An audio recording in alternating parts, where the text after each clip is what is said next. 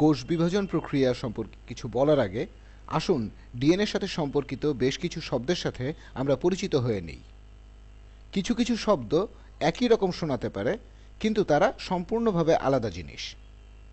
প্রথমে আমি বলবো ডিএনএ কিভাবে এর কপি তৈরি করে, এছাড়াও বলবো কিভাবে তারা প্রোটিন তৈরি করে। এ ব্যাপারে ডিএনএর ভিডিওতে আমি কিছুটা বলেছিলাম। এখন এখানে আমি ডিএনএর ছোট একটা অংশ আঁকি, ছোট একটা অংশ এ, জি, টি, এরপর আরেকটা টি, তারপর দুইটা সি, এর আগে পরে আরও অনেকখানি আছে। আর এখানে ডাবল হেলিক্স আকারে বেস পেয়ারের আরেকটা লাইনও আছে। তাহলে এখানে এ জোড়া বাঁধবে টি এর সাথে, জি এর সাথে সি, এগুলো হাইড্রোজেন বন্ড। টির সাথে এ, আবার টির সাথে এ, সির সাথে জি, তারপর সির সাথে আবারও জি। এভাবে উপরে নিচে আরও অনেক বেস পেয়ার আছে। এখানে ডিএনএ বেশ কয়েকটা প্রসেসে তার কাজগুলো করে।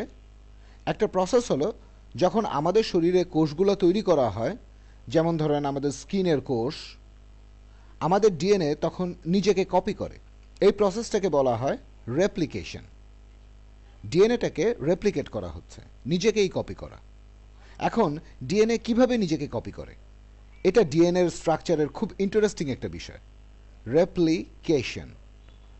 আমি খুব সহজ করে বলার চেষ্টা করছি যে এই দুইটা লাইন আলাদা হয়ে যায় এখানে। এরা নিজে থেকে হয় না, কিছু প্রোটিন আর এনজাইমের প্রভাবে এটা ঘটে। ভবিষ্যতে মাইক্রোবায়োলজির উপর ভিডিওতে এসব নিয়ে আলোচনা করব। তাহলে এই দুইটা লাইন আলাদা হয়ে যায়, এরা আলাদা হয়ে যায়। এটাকে এখানে রাখি, আর এই লাইনটা, এটা এত বড় না, এই লাইন দুইটা এরা একটা একটা থেকে আলাদা হয়ে যায়। আলাদা হয়ে গেলে তখন কি হয়, এই পাশের এই অর্ধেক লেখাগুলো মুছে ফেলি।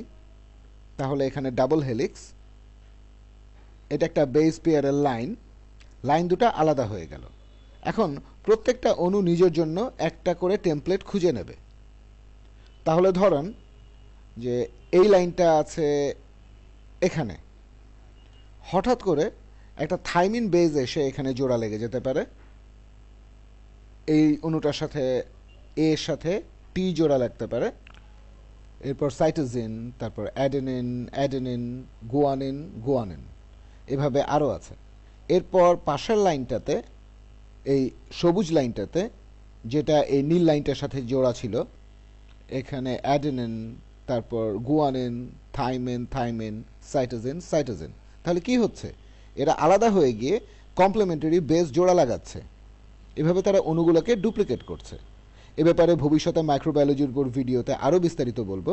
তবে এখানে আপনাদের একটা আইডিয়া দিচ্ছি যে ডিএনএগুলো নিজেদের কপি তৈরি করছে, বিশেষ করে মাইটোসিস আর মায়োসিস পর্যায়ে। এভাবে রেপ্লিকেশন প্রসেস কাজ করে। এবারে আরেকটা প্রসেস, এটা নিয়ে ডিএনএর ভিডিওতে কিছুটা বলেছিলাম, সেটা হলো ট্রান্সক্রিপশন। ট্রান্সক্রিপশন ডিএনএর ভিডিওটাতে ডিএনএ কিভাবে নিজেদেরকে ডুপ্লিকেট করে সে ব্যাপারে আমি কিছুই বলিনি। এই ডাবল হেলিক্স ডিজাইনের একটা সুবিধা হলো একে ডুপ্লিকেট করা খুবই সহজ। দুইটাকে আলাদা করেন, দুই বেস পেয়ারের লাইনকে আলাদা করেন, তারপর এরা একে অন্যের কপি তৈরি করবে, এভাবে ডুপ্লিকেট করে। আর ট্রান্সক্রিপশন, এটা হলো সেই প্রসেসগুলোর একটা যেগুলোর মাধ্যমে এই ডিএনএ প্রোটিনে পরিণত হয়। তবে ট্রান্সক্রিপশন হলো মাঝখানের স্টেজ। এই স্টেজে ডিএনএ পরিণত হচ্ছে এমআরএনএতে, এমআরএনএ। তারপর এমআরএনএ কোষের নিউক্লিয়াস ছেড়ে বের হয়ে রাইবোজোমের কাছে চলে যায়। এ ব্যাপারে আমি পরে বলবো। তাহলে এখন এই ট্রান্সক্রিপশন প্রসেসেও বেস পেয়ারের লাইন দুটা আলাদা হয়ে যায়। এখানে হলো বেস পেয়ারের একটা লাইন, অন্য লাইনটা আসলো এখানে। অবশ্য এখানে অর্ধেকটা নিয়ে কাজ করলে বোঝাতে আরও সুবিধা হয়, তাহলে এই লাইনটা বাদ দিয়ে দিই। এখন আমরা শুধু সবুজ লাইনটার ট্রান্সক্রিপশন প্রসেসটা দেখব। এখানে সবুজ লাইনটা, এগুলো সব মুছে ফেলি। হ্যাঁ হ্যাঁ, সব মুছে ফেলি। এখানে কি হচ্ছে, এখানে আসছে, এই জায়গাটাতে আসছে ডিঅক্সিরাইবোনিউক্লিওটাইড, কিন্তু এখানে আসছে রাইবোনিউক্লিক অ্যাসিড,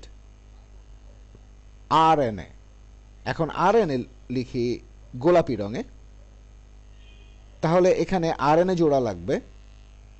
এই থাইমিন ডিএনএর এটার সাথে জোড়া লাগবে অ্যাডেনিন, গুয়ানিন, তারপর আরএনএতে থাইমিনের বদলে ইউরোসিল, ইউরোসিল, সাইটোজিন, সাইটোজিন, এভাবে আরও অনেক আছে। এটা হলো এমআরএনএ, এমআরএনএ।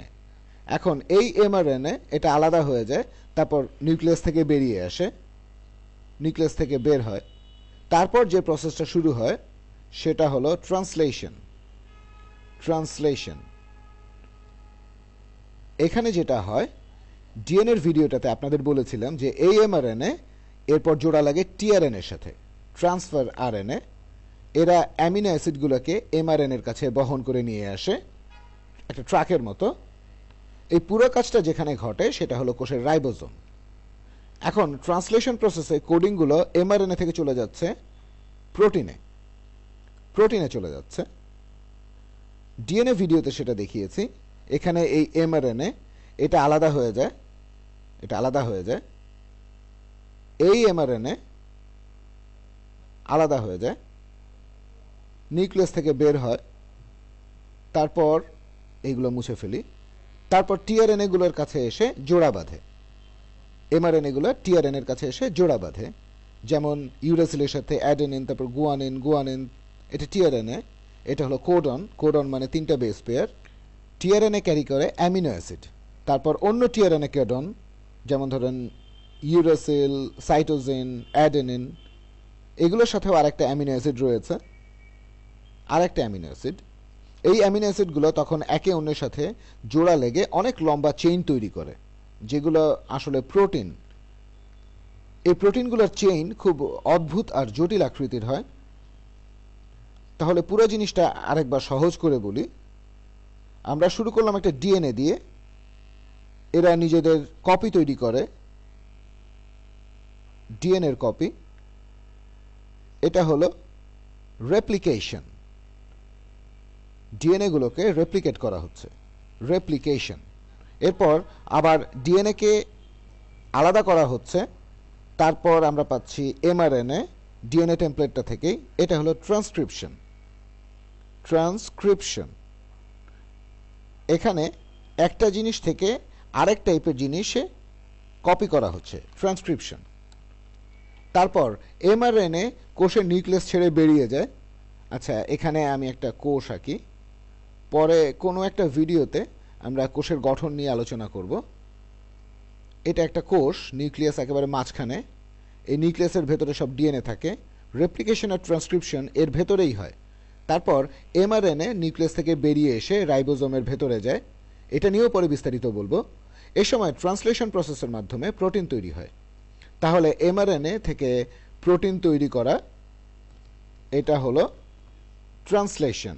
এখানে জেনেটিক কোডটাকে ট্রান্সলেশন করে প্রোটিন তৈরি করা হচ্ছে। তাহলে এটা হলো ট্রান্সলেশন, ট্রান্সলেশন। এখন এই প্রসেসগুলোর নাম একটু মনে রাখবেন, যে এগুলো কি কাজ করে সেগুলো মনে রাখাটা জরুরি। এটা ছাড়াও ডিএনএর সাথে সম্পর্কিত আরও কিছু শব্দ আছে।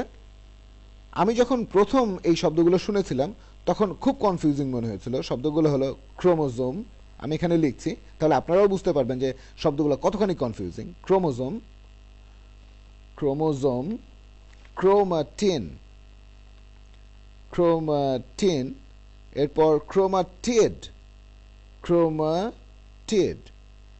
এখন ক্রোমোজোম হলো, এ ব্যাপারে আগেও বলেছি, মনে করেন ডিএনএর লম্বা একটা লাইন, এখানে ডিএনএর লম্বা একটা লাইন, ডাবল হেলিক্স। এই লাইনটাকে যদি জুম ইন করি তাহলে দেখব যে এটা আসলে 2টা লাইন। তাদের বেস পেয়ারগুলো এখানে জোড়া লাগানো, এখানে বেস পেয়ারগুলো জোড়া লাগানো থাকবে এভাবে। তারপর এখানে যে লাইনটা এঁকেছি, এই লাইনটা কিন্তু আসলে ডাবল হেলিক্স। এবারে এই ডাবল হেলিক্স কিছু প্রোটিনকে জড়িয়ে রাখে, এগুলোকে বলে হিস্টোন। ডাবল হেলিক্স কিছু প্রোটিনকে জড়িয়ে রাখে, যেগুলোকে বলে হিস্টোন।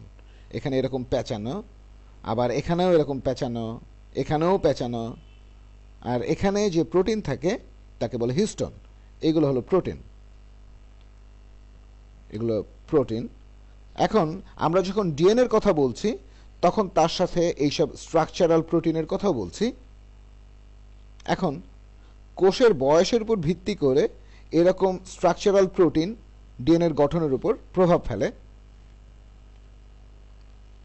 এই ডিএনএ আর তারপর এরকম স্ট্রাকচারাল প্রোটিন আর ক্রোমোজোমের প্রোটিন নিয়ে তৈরি হয় ক্রোমাটিন।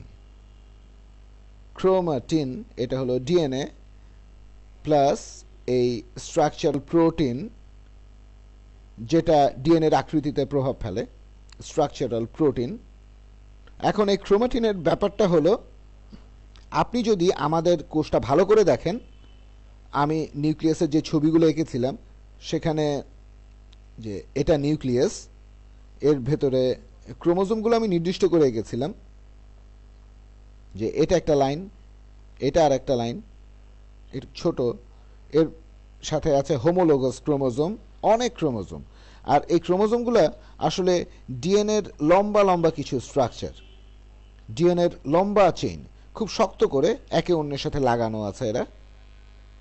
এখন যদি ভেতরের দিকে জুম ইন করেন, একটা লাইন হয়তো এভাবে পেঁচানো অবস্থায় আছে, তারপরের হোমোলোগাস ক্রোমোজোম। লিঙ্গ নির্ধারণের ভিডিওতে আমি হোমোলোগাস ক্রোমোজোম সম্পর্কে কিছুটা বলেছিলাম যে এরা একই জিন কপি করবে, তবে ভার্সনটা আলাদা হতে পারে। আর নীলটা যদি বাবার কাছ থেকে আসে, গোলাপিটা এসেছে মায়ের কাছ থেকে, তবে এখানে একই জিনের কোডিং করা হচ্ছে। আমরা যখন এরকম একটা চেইনের কথা বলছি, ধরেন ধরেন এই চেইনটা পেয়েছি আমার বাবার কাছ থেকে।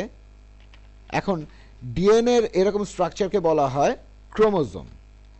ক্রোমোজোম।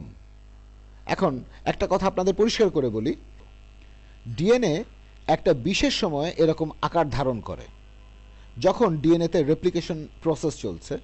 না, আসলে ঠিক সেই সময় না, যখন কোষ বিভাজন প্রক্রিয়া চলছে।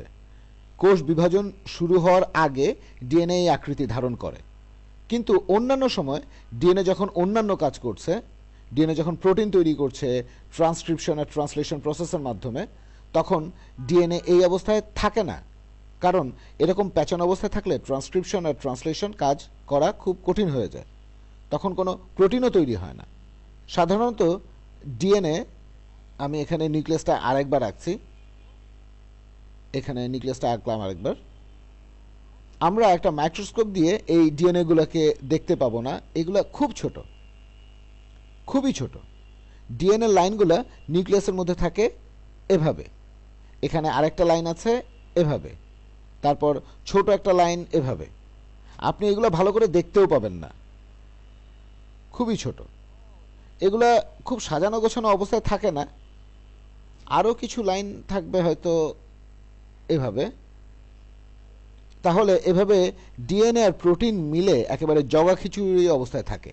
এই পুরো জিনিসটাকেই বলা হয় ক্রোমাটিন। ক্রোমাটিন।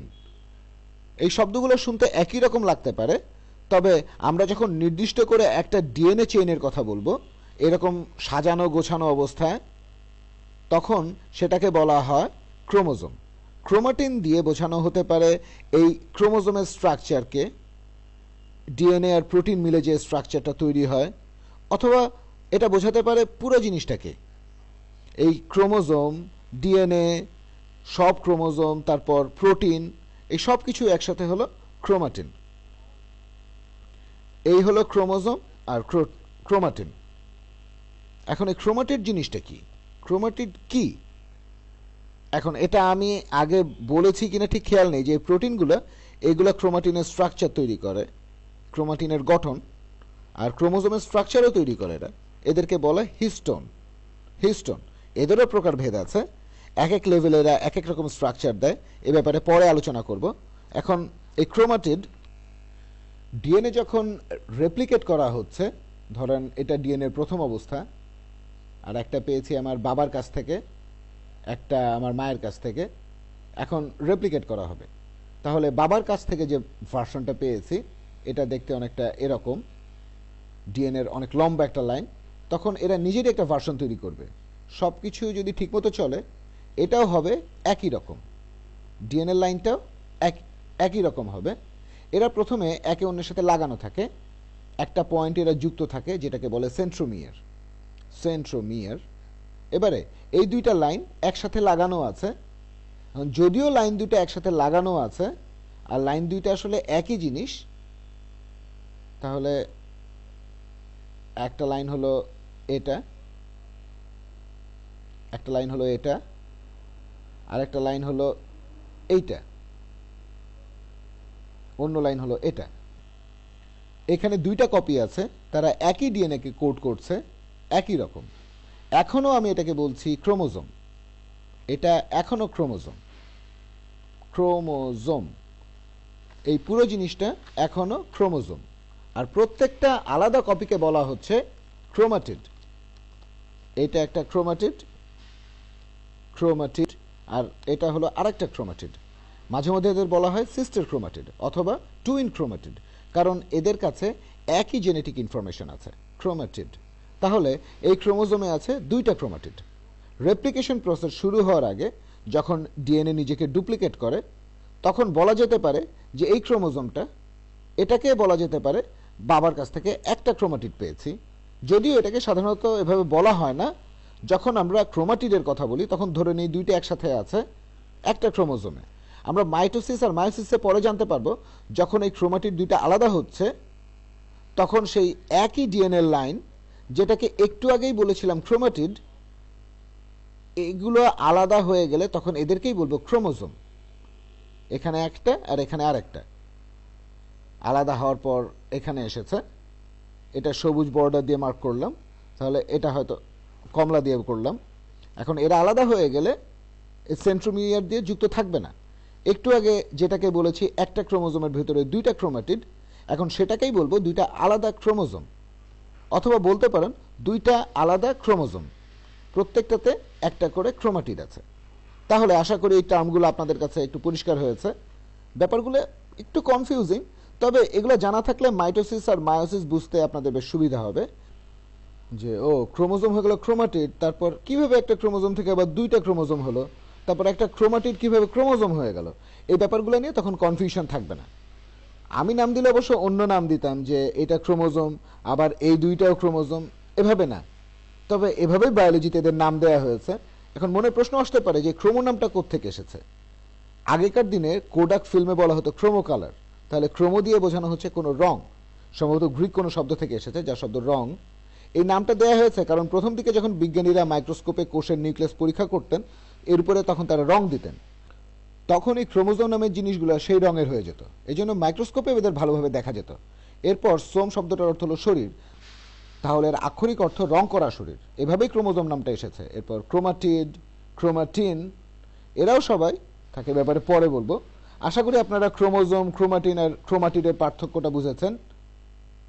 এবারে আমরা মাইটোসিস আর মায়োসিস সম্পর্কে জানার জন্য রেডি।